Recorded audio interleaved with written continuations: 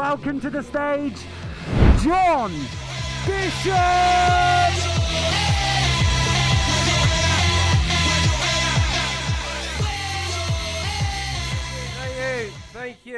Thank you. Is someone sitting in that seat, or you just put your coat there?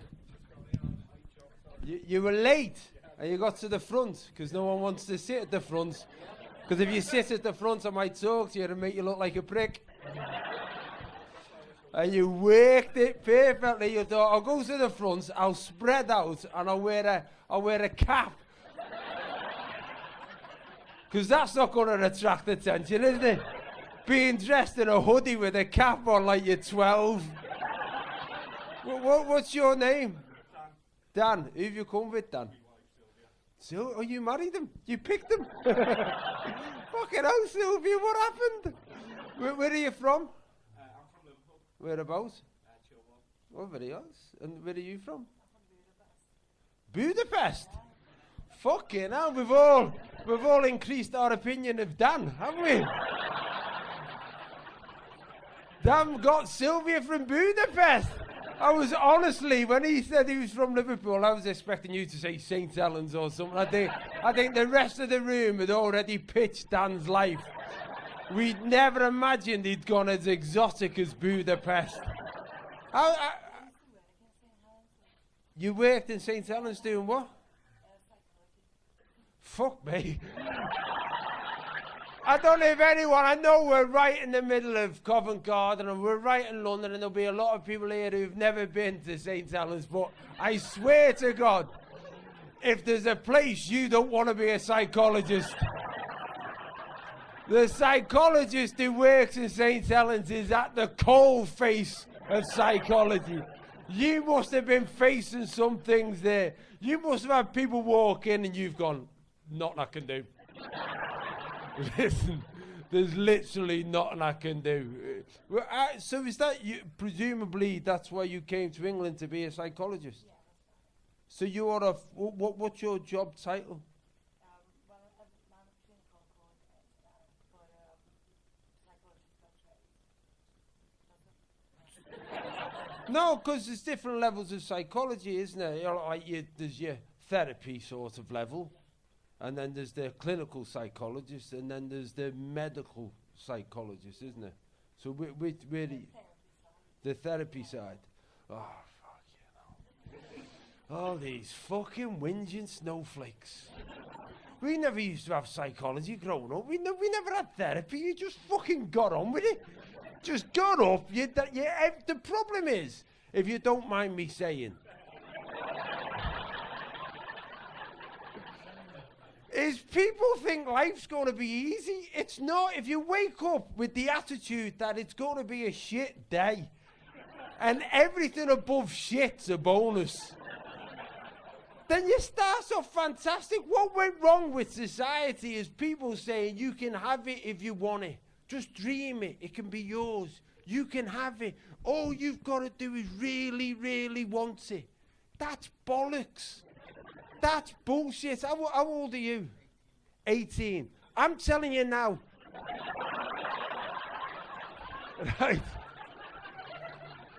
Whatever dreams you've got, fucking write them on a piece of paper, scrunch them up, put them in your pocket, and in 10 years' time look at them and think, what a load of fucking shite that was. No, and it's not a bad thing. Listen, I do this job out of love. I love this job. It was an accident. It wasn't me dream. I fell into it and I love it. I absolutely love it. But if I'd have been 18 and someone had said, what's your dream? It would have been playing for Liverpool. That would have been my dream. Yes. And I would have played for Liverpool. In fact, my dream when I was 18 was to be Steven Gerrard, and Steven Gerrard wasn't even born. That's how stupid dreams can be. Well, what's your name? Connor. Lovely name, Connor. Well, and who've you come with? Isn't that brilliant? Connor's come with his mum because despite being a young 18-year-old, good-looking lad, he hasn't got a girlfriend. No, that's a lovely thing. Whose idea was it to come? Yours? And you said, Mum, do you want to come to a gig? Dad. Oh, you've been to the...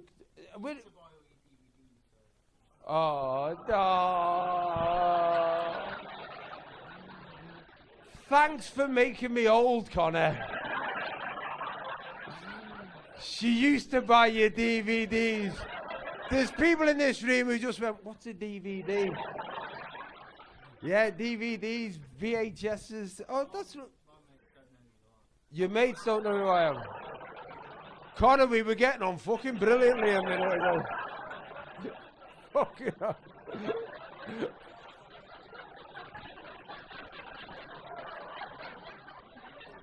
I get it. Honest to God, I get it. Cause I've been, next year, I've been doing stand-up comedy for 25 years. From my first ever walking on a stage, it was 25 years previously to that. And prior to that, I worked for the pharmaceutical industry for 17 years. And I was 35 when I did my first gig. And it's just a fucking life that I never thought I was going to have. And I absolutely love it. But what happens, you end up doing other things like telly and stuff like that. And so I'm doing a tour. The reason I'm doing this, let me explain what this is for you. First of all, this is cheating, right?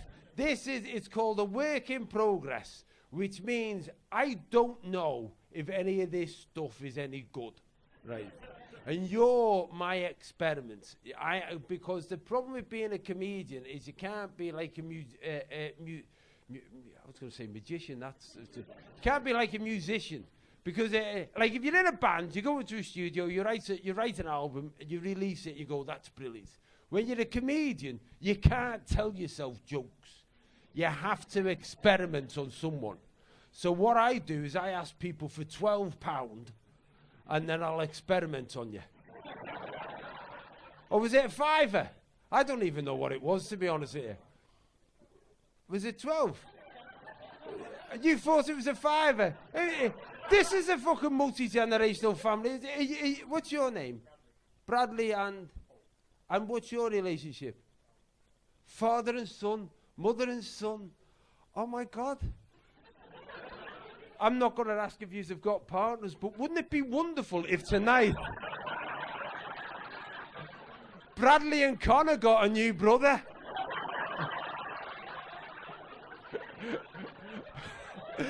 That'd be a perfect end to this gig. And you know what? It'd then give me a show. I could fucking go on tour.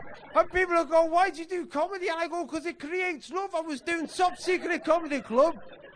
Connor was there with his mum. Bradley was there with his dad. Some fellas came in late and decided to sit on the fucking front row. Oh, you're not fellas. Who's this? The rest of the family. Fuck it, is this just a... I know it's an afternoon gig, but is this like a fucking family day out? So who's the family here then? Mum, daughter number 1, daughter number 2, and fiance. Wow. That's put a bit of pressure on me, hasn't it? Whose idea was it to come in your house? Daughter number 2, and she's your fiance. Yeah. I've just realised there's not a female. You're both fiance, aren't you? Is he a fiance and fiance? Has anyone ever realised that before? I've just realised that. Yeah, that's fucking wrong, isn't it? You should be. I don't know, fiancé. How long have you been engaged? A year. And when do you get married? She knew. You. Did you notice there? Did you see that, Dan? As a psychologist, you've already noticed the power in their relationship. I genuinely, if you at the back, you wouldn't have seen it. I said, when they're fiancés together, so I said, when are you getting married? And he immediately just deferred to it. He just went like that. She went, September! That's when I get his bollocks in a jar. In September. Yes. I answer for us now. Where did you meet? At a house party. Oh, that's not romantic at all, is it? And how long have you been going out with each other?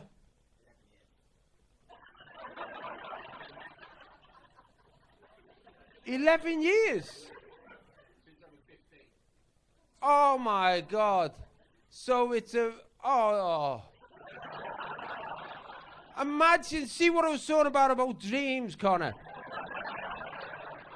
There's dreams and there's ambition, and there's some people who just settle for the first one that they find.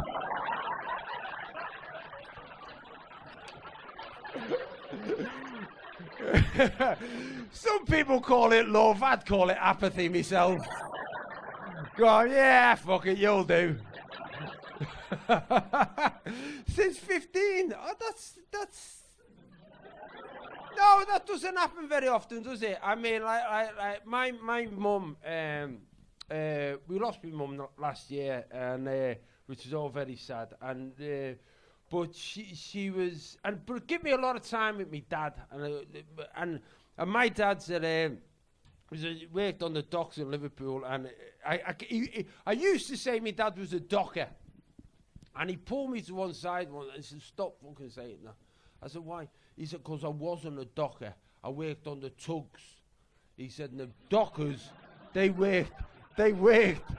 You've got your own punchline, haven't you?" It's like, yeah. Because there's a hierarchy on the docks. The tugs were the ones who brought, and the little ships that brought in the big ships, and the dockers were the fellas who took all the stuff off the ships. I mean, I said I wasn't on the dock. I was in the tug. And I said, "Well, I've got to call you a docker, because calling you a tugger just sounds terrible." But me dad and me mum were married. When my mum died, they'd been married 56 years. No, sorry, I've got that wrong. 62 years they've been married. And similar to you, you know, in fact, when we was clearing out stuff, my mum had a birthday card from me dad for her 13th birthday. I know. He was a teacher at the time.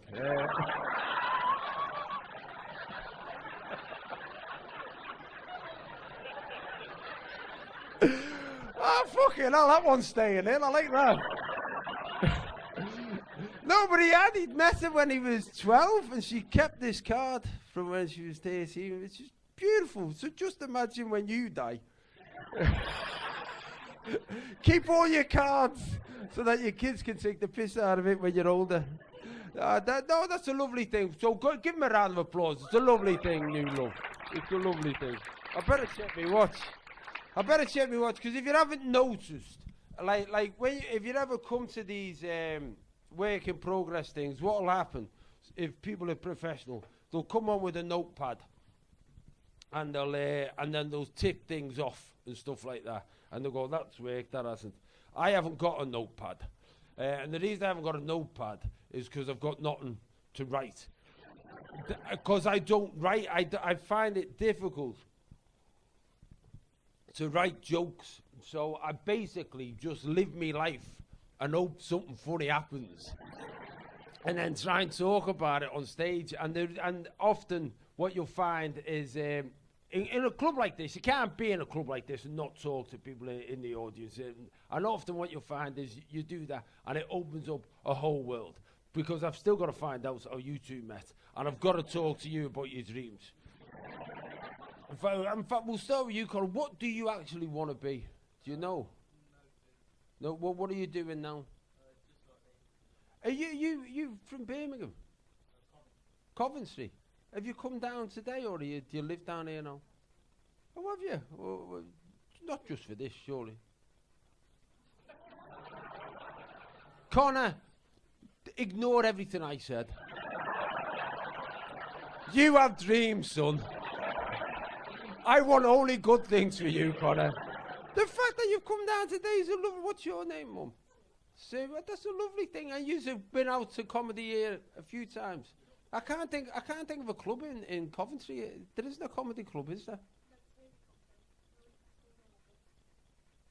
Have you been the Glee in Birmingham?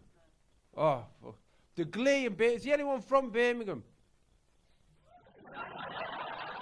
Right. What a shithole. Hey! They're all cunts in Birmingham. They're all No, I've got to tell you, the Glee in Birmingham is a fantastic club, but it's the only time ever in the 20 odd years I've been doing stand-up comedy where a fight broke out in the audience. It was so funny. Well, it wasn't funny because it ended up being proper serious. What had happened? The Glee's like this, all tight, but they've got little tables. And I was the compere. And I walked and I introduced the headline act, who was a lad called Ian Stone. And when you stand on a stage, you can sort of sense the atmosphere in the room. I was thinking, there's a bit of tension. I don't know what it is. And I was thinking, oh, maybe they just didn't enjoy the previous act or something. I brought on Ian Stone, and then after about 10 minutes, I was in the dressing room. I was just there, bah, bah, bah, and then Ian went, and he just walked back into the dressing room. Twice that's happened in my life where I've been a compere. I'll tell you the other one in a minute. And so he walked in, he went, you don't know what's going on. And I walked, and on what had happened, 2 gangs from Birmingham had been sat in the comedy club next to each other. Right, literally next to each other. And obviously we didn't know, no one knew. And actually one of the gangs, it was their girlfriend who threw a drink at another gang fella's girl. So when I say a fight, I'm talking chairs, tables, police, everything stopped, fucking tables getting wrecked. There was about 10 fellas properly brawling. Bouncers came in, police came in, security came in. And what I love about it is nobody left. A fucking gangland fight in the middle of a comedy gig, and everyone just went, let him get on with it, let him get on. And then Alistair, the fellow who run the gig, came to me and said, John, it's all right now, the police have got him out. I said, it's all right, what? He said, we'll start again. So I had to go back on stage, right, and say, listen, ladies and gentlemen, if you've got a chair, you can sit on it. If your chair's not here anymore, please stand at the back. Here's your headline act. I fucking love the fact that in Birmingham they think it'll pass.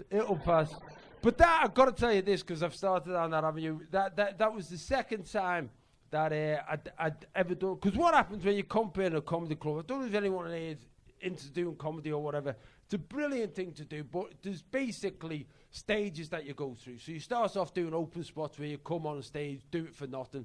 You do that, and then you start getting booked, and then you start comparing and so.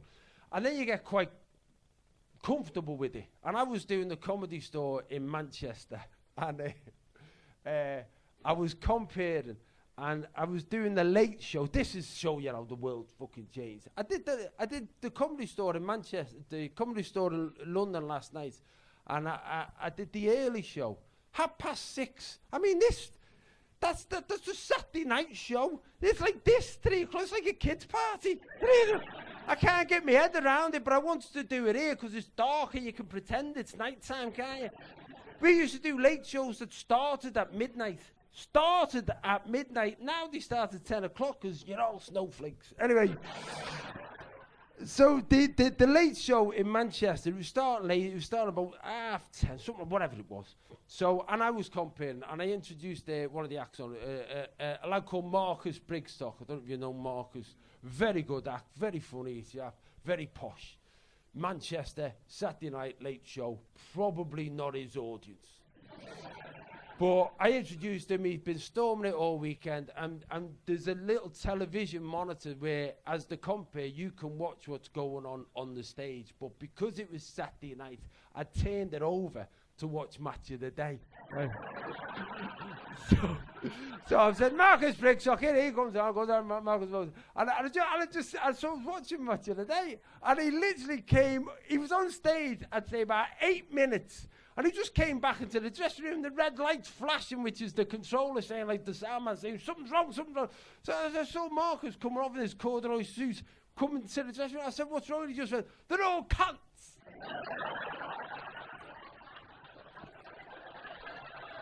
And for a minute I'm thinking, what's a cunt? What can't? And I walked on stage, it's on my kid's life, and this will never ever happen again. I walked on stage, and when I got to the stage, there was a leg on the stage, a prosthetic leg, right?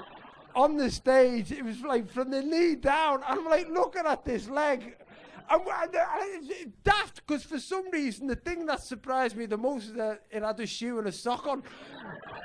As if you wouldn't put a shoe and a sock on a prosthetic limb. So I'm looking at it, and I picked it up. It was like Simba. I was holding the leg up. And I just went, who's this leg? And there was a fella on the fourth row with his trousers like that. He said, it's mine. I said, what's it doing on here? He said, oh, I thought he was shit. At what point in your life do you think, I'm not heckling, I'm just going to fucking kick him? So, anyway, Connor, good that you're working. Good that you're grafting. I started off working. I don't know whether to tell you this story because it's not a very nice story. No, it's not a very wholesome story. I'll tell it to you afterwards on your own. What kind of building do you do? Well, look, because my first job, I was a plasterer's mate on a building. Who said, oh God, then? What made you say that, then? Oh, did you? And why did you say, oh God, when I said the plasterer's? Well, right, I'll tell you the fucking story then. I'll tell you the story. I have to be honest, I don't think I've never said this on a stage. I'm sure I've never said it on a stage because I've never had the reason to say it on a stage. What's your name, mate? Dan.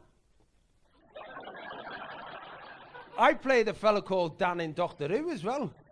There's 3 Dans. Dan. For some reason, that's quite funny, isn't it? Dan. What was I saying? Oh, yeah, so I started off as a plasterer's mate. Now, give me a cheer in here if you're a builder. Yeah, let's be honest. Covent Garden, Sunday afternoon. You know, Liverpool are playing Arsenal in the FA Cup after.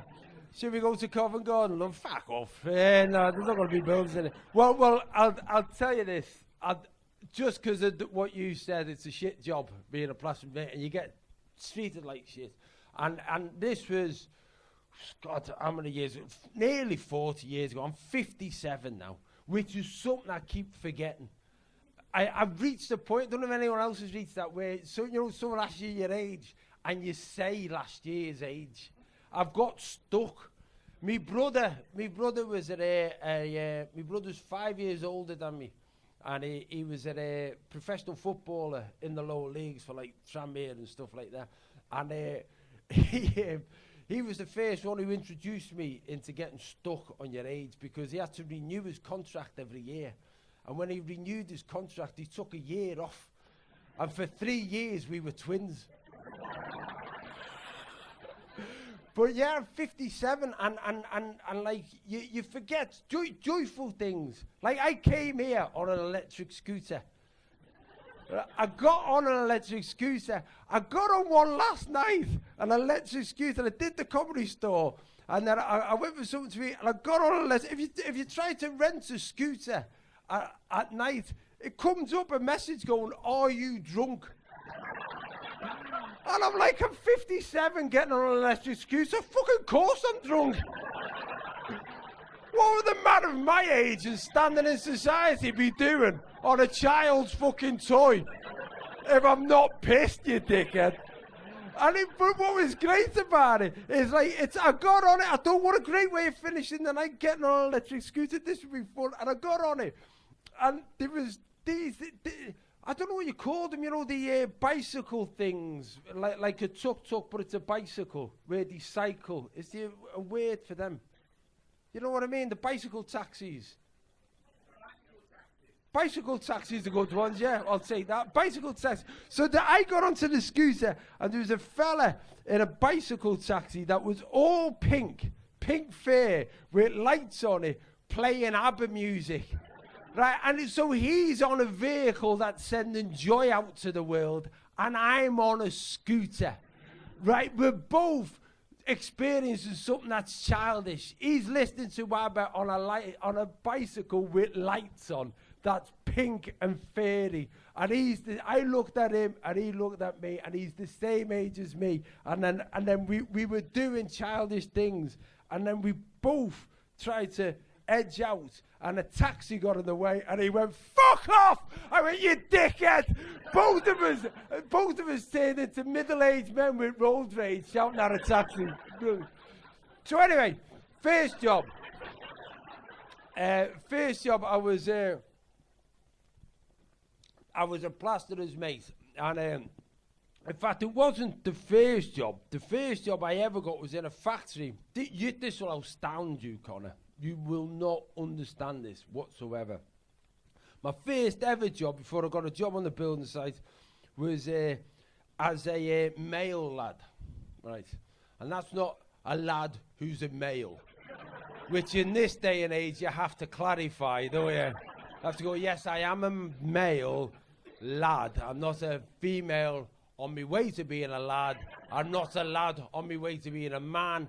I'm here. I've got one. I'm a male lad. No, it was a job. It was a job where my job was to take mail around the factory from office to office. You know why I did that, Connor? Because there was no such thing as email. That's why, Connor. You live in a world that we could only fucking imagine. No, so that was my first job. And then I got this job on a building site. And it's tough. When you said, Dan, when you said you lived with builders, what do you mean by that? Is your family build? Oh, really? So you'll know how shit it was. You come with your son as well? Yeah. Fucking hell! This is like long lost families, this, isn't it? Like, is anybody here want to start a new family? Because whose idea? What's your son's called? Max. And big names in your family, aren't they? Dan and Max. And whose idea was it? Good. And how old are you, Max? I'm 22. 22. Oh, this is your birthday. Cheap bastard. Cheap bastard, eh? I'll say you're out, son. I'll look after you. Let's get up west. Come on. 12 quid. That's well spent. Keep us warm. So where do you live? All right, and what are you going to do for your birthday, Max? Nothing. See what I mean? Fucking snowflake. What, 22? You've been alive for 22 years. That's a wonderful thing, and you know what? You're 22. You wait till you get to fucking our age. You wait, honest to God, I'm literally, look, my birthday's happened now, and I got a new coat for my birthday. A fucking coat. That's what I got for my birthday, a coat. And I've reached the point where I'm looking at that coat thinking, that might be the last coat I ever need.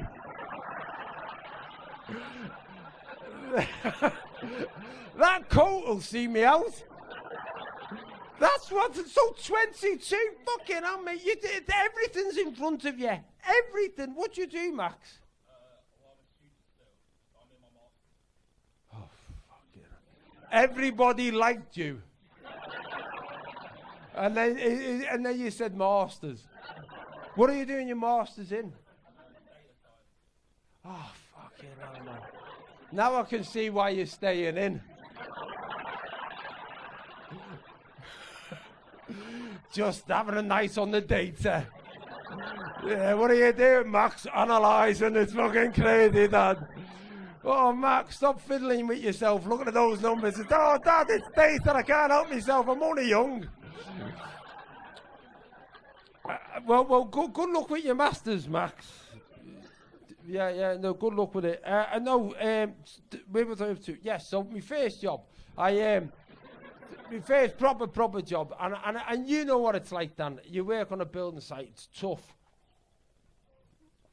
I don't know what it's like now. I mean, we're talking about the time where you went onto a building site in your own clothes. Now, fucking hell, they get hats and everything, don't they? You look at builders now, you think, look at the little hats and they've got a high vis. None of that. You literally went out to work in the clothes that you went on holiday in 4 years before. And as a plasterer's mate, what we used to do, I don't know whether you've come across mixing plaster for builders now, but it's all electric now. Whereas in our day, it wasn't like that. It was a bath, wasn't it, Max? That fucking big bath. And you had to pour the plaster in and mix it with the shoulder. It sounds a bit like Angela's Ashes, doesn't it? People are going, that never happened. That fucking happened. That's how old I am. In the 80s, this was just mixing plaster. And there was a plaster, and I got on, and the way it works is that if you're a plasterer's mate, you're a labourer for 2 plasterers, and they're all on piecework, so the faster you are, the more they get paid, so you've got to get it right. But if the mix is wrong, they go terrible. You know, and the mix being like what you've produced, is if they spread it, and it doesn't spread well, they go, this mix is shit, you're slowing us down, and they give you a load of stick. I was 17, I think. I don't even think I turned 17. I might have been 16, 17. And I'm mixing this stuff. And I got on with 2 great plasterers, really good lads. And then one of them was off. Ronnie was off. And his brother-in-law, I think he was, this fucking right bastard, turned up. And I just hated him straight away because he had a perm. I don't know why I hated him, but as soon as I saw his perm, I thought, fucking, you've got a perm. And he couldn't have been as old as I am now. But I remember being a 17-year-old looking at a man in his 40s or 50s with a perm thinking, God, you're a dickhead. And he turned out to be horrible, really horrible. And all day he was moaning and like horrible, just stuff that you couldn't get away with now. Like fucking, he threw a piece of wood at me at one point going, this mix is shit. And it hit me off the chest. And I thought, you know, I'm only 17. I thought, I don't know whether I can fight a man who's got the hairdo of a woman. I'm going to be like if scrapping with Barbara Streisand. I thought, this doesn't feel appropriate. But I thought, I'm also 17. And I thought, I don't know. And all day he was at me, this is shit, how you get away with this? And then at one point, when you hear a word, it'll elicit something in your head. And all day he was telling me, this mix is shit, this is shit, you're shit at your job, you're shit. And I thought, I need a shit now. This is why I've never told this story before. And I've got this big thing, and even the lads who were on the building site with me was going, he's being a bit hard with you, and I'm going, no, he is. And they're going, don't lose your eyes, only here for hours. Yeah, all right. And then I started this mix, and I thought, And this is what building sites used to be like. I told some of the lads, I said, come here, I'm going to have a shit in the mix. These day and age, you get reported. Then, they just came and watched. Thankfully, there was no cameras, but all the lads were going, go on then, go on. So I actually, hid in the mix, and I scooped it up. I scooped it up onto the hod to carry it on. So it was inside all the mix, this steaming off, it was inside. And then I put it on his part of the tray that they were all working off. And he's going, fucking, that mix looks shit. And he picked it up and he just said, so there's a building that will forever have a part of John Bishop in it. Oh my God, that's genuinely a true story that I've never told anybody. And that's for you, Connor.